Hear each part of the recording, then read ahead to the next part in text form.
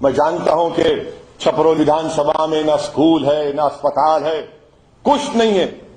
آپ بتائیے کہ جو RLD سے جیتا تھا وہ بی جے پی میں چلا گیا نہیں گیا، جو بی جے پی کا پرتیاشی ہے ہی نہیں ہے. کس بنیاد پر آپ ووٹ کا مطالبہ کر رہے ہیں مجھ سے؟ کیا گارنٹی ہے وہ کہ دوبارہ بی جے پی میں نہ چلا جائے؟ کیا یہ بات سچ نہیں ہے کہ جس کو بی جے پی سے ٹکٹ نہیں دیا وہ RLD میں آ گیا؟ اور آپ کیا کریں گے؟ آپ دری بچھائیں گے کہ زندگی میں صرف ہرانا آپ کا مقصد ہے؟ میرا مقصد نہیں، میرا مقصد جیتنا ہے. یقیناً ہم ہرائیں گے اپنے اتحاد سے، یقیناً ہم ہرائیں گے اپنی حصہ داری سے، یقیناً ہم فرقہ پرستی کو، بی جے پی سنگھ پریوار کو ہرائیں گے بھاگیہ داری سے. مگر ہم اگر صرف ہرائیں گے کے نام پر ووٹ دیں گے تو آپ کو اور مجھے کیا حاصل ہو رہا ہے؟ میرے مقدر میں ناانصافی لکھے جائے گی، یاد رکھیے. بھیک مانگنے سے انصاف نہیں ملتا، اٹھ کر کھڑے ہو کر کمزوروں کا ساتھ دے کر بابو سنگھ کشواہا کو مکھیہ منتری بنائیں گے تو انصاف بھی ہوگا، عزت بھی ملے گی. ہماری تمام گھروں کے سامنے جو خطرے ہیں وہ خطرے کم ہوں گے، نوجوانوں کا مستقبل اچھا ہوگا.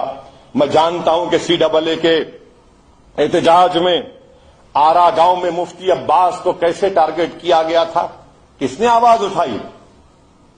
جب کووڈ کا پہلا ویو چل رہا تھا تو تبلیغی جماعت کو نشانہ بنایا گیا، کس نے آواز اٹھائی؟ ایک ویڈیو دکھاؤ مجھے جس میں اکھلیش، جس میں RLD، جس میں بسپا کا کوئی نیتا تبلیغی جماعت کی تائید میں کہہ رہا تھا.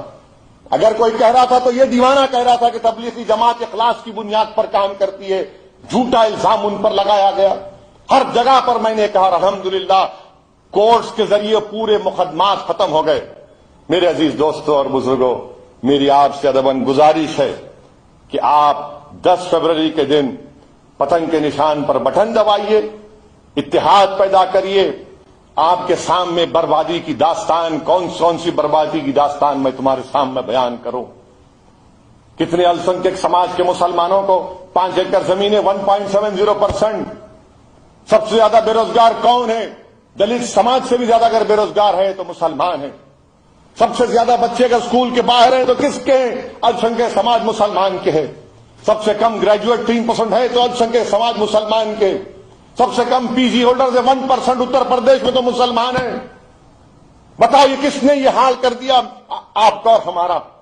اور آپ صرف گھر کے خطرے کو، یہ تمام خطرات ہیں، یاد رکھو ان خطرات کو اگر ہٹانے کا ہے تو آپ کو شاید لیڈر بننا پڑے گا، نیتا بننا پڑے گا. یہ تمام سیاسی پارٹیاں نہیں چاہتی، یہ چاہتی ہیں کہ آپ صرف دری بچھائیں، آپ صرف زندہ آباد کے نعرے ان کے لیے لگائیں.